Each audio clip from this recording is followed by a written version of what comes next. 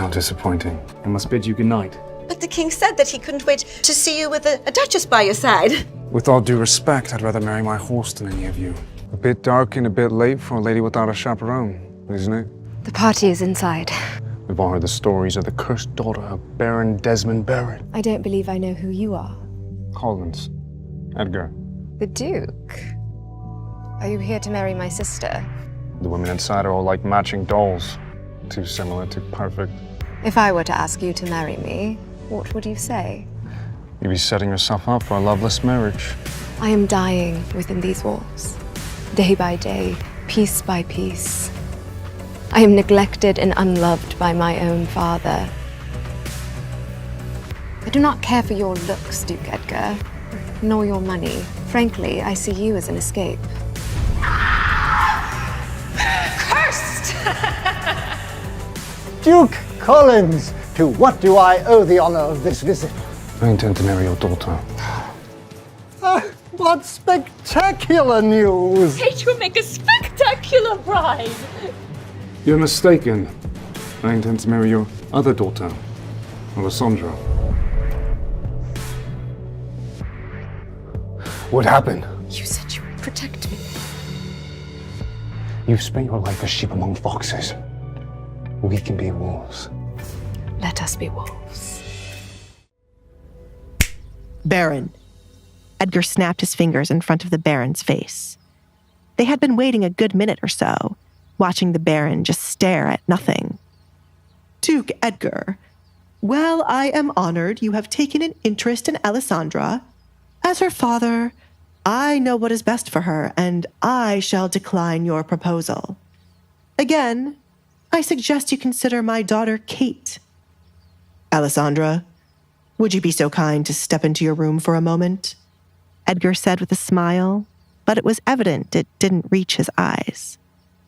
Alessandra nodded, stepped back into the room, and closed the door. She jumped when there was a loud thud on the other side, like someone had run into her door.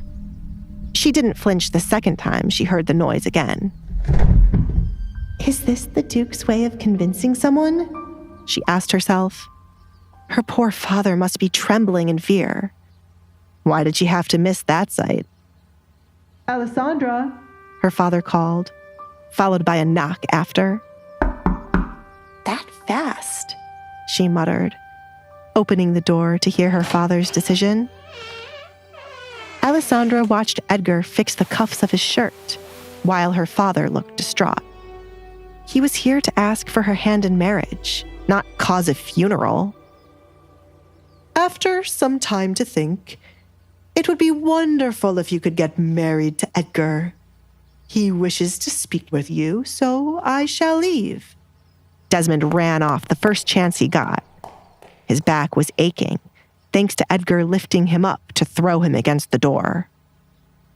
What did you do and say to him? Asked Alessandra. It had to be something damaging to make her father give up on pushing Kate as his wife. I am a man with a lot of information, and your father is a man with a handful of crimes in his pocket. I'll allow one of them to slip by this one time, but after we are officially married, I can't help it if he is investigated for them, said Edgar. Wow, Was the only thing Alessandra could say. She was amazed by how easy it was for him to threaten someone to get what he wanted.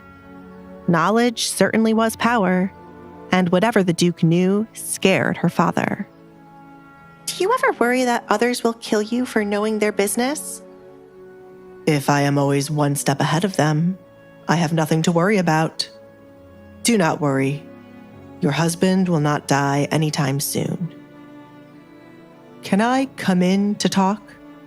Anyone could be listening to us. Edgar looked down the empty hall, but he knew looks could be deceiving. And sometimes walls had ears, thanks to secret places in homes. Oh, right. Alessandra stepped aside for him to come in. She did not care about what gossip could form by him coming into her room alone, as they were going to be married anyway. It's not as grand as your home, but it It is my space to get away. Seems more like a prison. Edgar had enough of them on his property to know a holding cell when he saw one. This is your art. He picked up one of the canvases she had stacked up against a wall. I prefer not to call it a prison. That would make my life seem much sadder. I like to think of it as the only place where anyone could be free. Alessandra intently watched Edgar inspect her bedroom. From the looks of your family, I could see why you think that. Are you not allowed to leave here? Why weren't you at breakfast? Or was that your own choice? He carefully placed the canvas back in its place. I am on punishment, Alessandra said, not keeping what happened a secret. Kate threw my kitten out the window, but as always, no one believes how she is. I am meant to be here until I'm ready to apologize. If you do, I will not marry you. Edgar wanted her to have more of a backbone and no longer give in to what her family wanted. I never planned to. My kitten died because of Kate's jealousy, and I would never apologize for how angry I'm feeling. I have to bury it once the punishment is lifted. Edgar, is it still an option for me to come and live with you until we get married? Alessandra no longer wanted to stay with her family. Edgar leaned back against a wall, folding his arms. No. Alessandra didn't understand why he wouldn't agree to it when he was the one to mention it first. Why not? Alessandra, I won't have a wife who allows others to walk over her. Don't let them run you away from here with your tail between your legs, or allow them to torture you any further. You are going to be my wife. My name carries more power than you seem to realize. Hey, I'm Alessandra. If you're wondering what happens next, download the Pocket FM app now and listen to the exciting episodes of The Duke's Masked Bride.